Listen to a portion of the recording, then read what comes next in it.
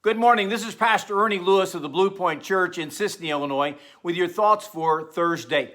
As we look at the Bible characters this week who have been attacked by Satan, we come to one in the New Testament, a man named Demas. Paul writes to young Timothy in 2 Timothy chapter 4 and verse 9, "Do thy diligence to come shortly unto me, for Demas has forsaken me, having loved this present world." Now, I know we're talking about those that Satan has attacked, and Satan isn't really mentioned anywhere in this passage. I don't think I'm falsely accusing him of anything here. Paul reminds us that Satan is the prince of this world. He's the prince of the power of the air. In Ephesians chapter 2 and verse 2, he said, "Whereas in time past you walked according to the course of this world, according to the prince of the power of the air, and his spirit that now works in the children of disobedience was in you." So when Satan was cast out of heaven, he took up residence in this world, and his aim, his goal, is to gather together followers that will go with him to his final destination. And you realize that is that lake of fire for all eternity.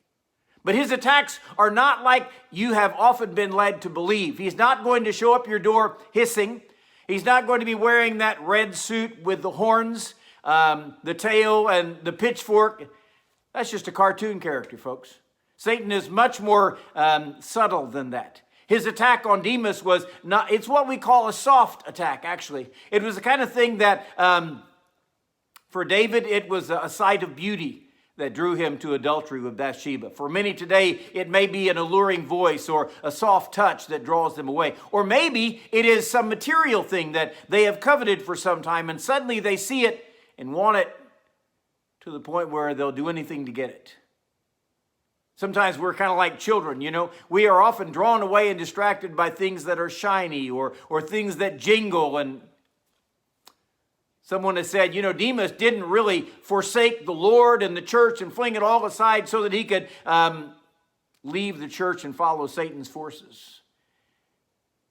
Like many of us, he was gently allured by something in this world.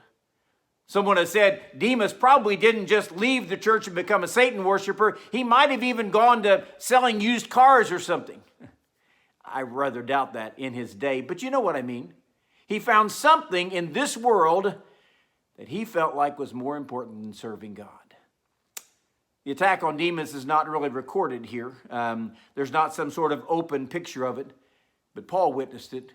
Whenever he tells young Timothy, you know, I had people here serving me and working with me and ministering to me, and, well, Demas has forsaken me.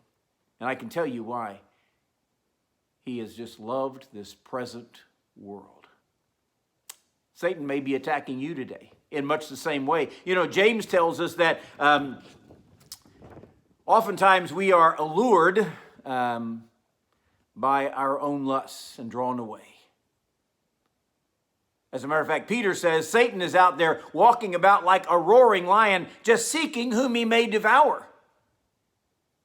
Don't be one of those that is overcome blindly by his attacks. Watch out for Satan and draw closer to God.